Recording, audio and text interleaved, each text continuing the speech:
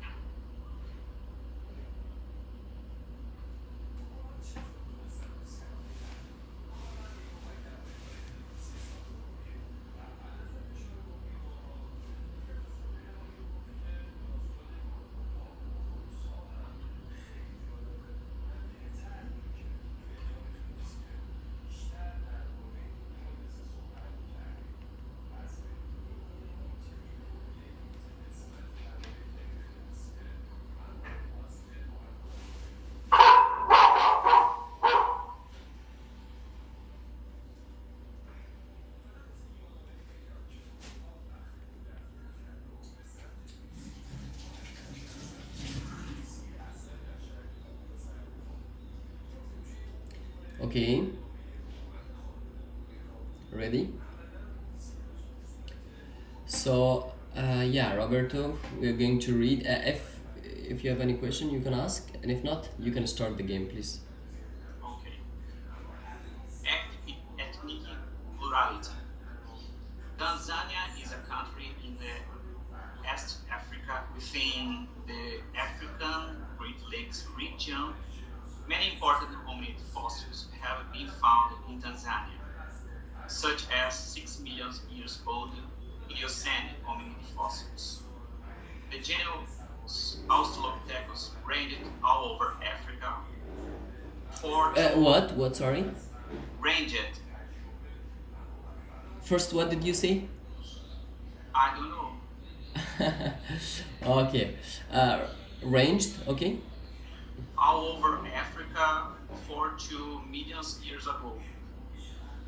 And the oldest remains of the genus Homo are found near Lake Olduvai, following the rise of Homo erectus 1.8 million years ago, humanity spread all over all the world and later in the New World and Australia under these species Homo sapiens and H. sapiens also overtook Africa and absorbed the older archaic species and the subspecies Thank of you, thank you, humanity. thank you. And absorbed the older. Okay, Archaic okay. And this one? species. Okay, yes. Thank you. And it was great. And from here I want Ori. Can you read it, please? And subspecies of humanity. One of the oldest known ethnic groups still existing, the Hadzabe, appears to have originated in Tanzania, and their oral history recalls ancestors who were Okay, tall what? and- Sorry? Ancestors. Okay. Okay, ancestors, you mean, yes? So, and let's see here.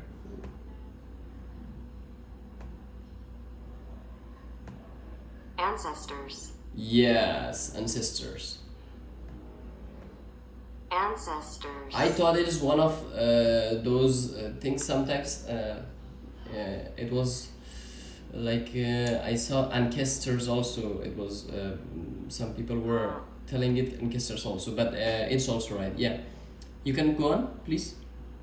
Who were tall and were the first to use fire, medicine, and lived in caves, much like Homo erectus or Homo heidelbergensis, who lived in the same region before them.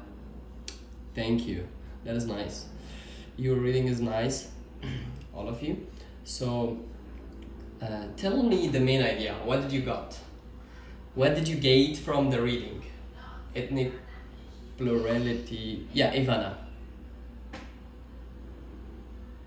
Mic is off. Your mic is off. Sorry, it is giving us some information about Tanzania, that in that place they are going to find important hominid fossils, and they explain about the fossils as their name is, and they informed about the origin of the human being, because they said about the Homo erectus, and probably in that region the archaeologists they say about the origin. They research about the origin of our life, of our species. Okay, great. That's nice. And Roberto, do you know the ethnic groups? Do you know the ethnic groups? I guess so, teacher. Ethnic groups are groups who have some different characteristics of their bodies and their culture. I think that's it. Okay. Probably. That's fine. And I want to ask Ori as well, if you have anything about ethnic. If you have an example, you can just tell me. Ethnic, as you may know, in ethnic plurality, here it's written. Do you know the ethnic groups? Search for them. Choose one and explain something about it to the class.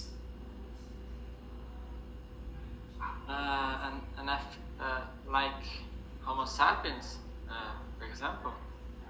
Yeah, you can give an example. You can If you know any ethnic groups, if not, it's okay. Well, I confess that I don't remember much thing about my history classes, but almost And tell us about time. Tanzania. Tell us about Tanzania, no matter. Tell us about Tanzania, about the reading that you have read it right now, and what did you gain from that? What's the main idea? That the first Actually, Tanzania, it says that the fossils from 1,006 million years ago. It has lots of this kind of hominid fossils, and yeah, this is it is located in Africa, and also there are lots of other things. Homo are found near Lake Oldovi, and yeah, it has some ethnic species in South Africa. It is very famous, and also I learned about Tanzania, that Tanzania is a great city, and it became as first it was like a fishing place. First Tanzania was like a fishing place, just like a fishing place. People were fishing, and that was all. First, when it was discovered. So after that, because it was a very good place, because India, Arabic countries, and lots of three continents, even the not continents, the seas are just joined in this Tanzania. So it made him this country very popular, and after that a lot of people came here to join here, and they built lots of so in South Africa it's a very better place, Tanzania. It was this information that I had about Tanzania, and let's just go and continue after reading what happens. Yeah, Tanzania, Dar es Salaam. Listen to the video. What does Dar es Salaam means? What does Dar es Salaam means? Write down your favorite fact about it and tell the class, okay? But before that, what does Dar es Salaam means right now? Can you tell me, please? And you free? Dar es Salaam. Like, let me give you a hint. Like, Assalamu alaikum wa rahmatullah, kayf al-hal? Did you understand? of course. No? No, teacher. Okay. Maybe. Thanks. Okay, that was a great guess. Like, you have heard about that cantar, that song that is Habibi, Habibi, Habibi ya Nurilai wa kad al khayal. Have you? No. It is very famous. Okay, yeah, Dar es Salaam is an Arabic name. It's an Arabic name, and let's see what does it say. I still don't tell you what Dar es Salaam means, because you should find it. Okay.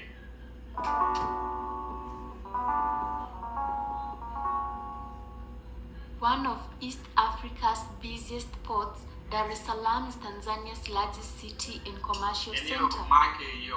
A lively waterfront Oh, yes, city sorry, that sorry. blends African. Sorry. I just forgot.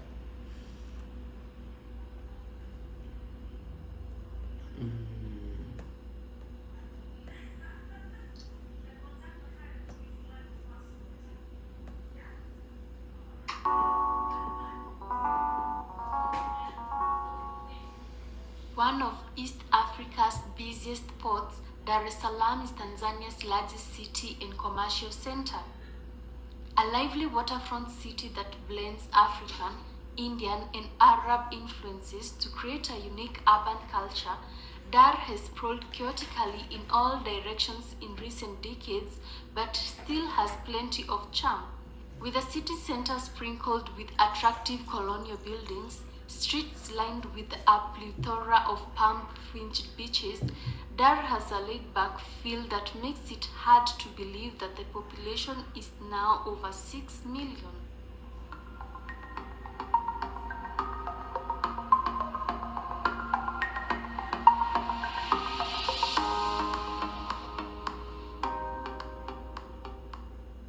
Despite being located on a coast with centuries of urban history, Dar es Salaam's story is relatively short. When the Omani Sultan of nearby Zanzibar started building a new city here in 1865, the existing town was little more than a fishing village. Given a grand Arabic name, Dar es Salaam means haven of peace. The city later became the capital of the nascent country of Tanganyika, now Tanzania, firstly under the Germans and then under the British. Following Tanzanian independence in 1961, the country's capital eventually moved inland to Dodoma, but Dar es Salaam still remains Tanzania's largest city and its most prominent commercial and cultural hub. Today, the city center may have sprouted many steel and glass towers, but it also has many early 20th century Art Deco buildings. Add to this a fringe of beaches with their bars, palm trees, and the occasional old sailing boats gliding past, and a lot of its old world charm still remains among the chaos of a decidedly modern city. While most non-business visitors only tend to stop briefly en route to Mount Kilimanjaro, the Serengeti or Zanzibar, there is enough on offer to make it worth lingering.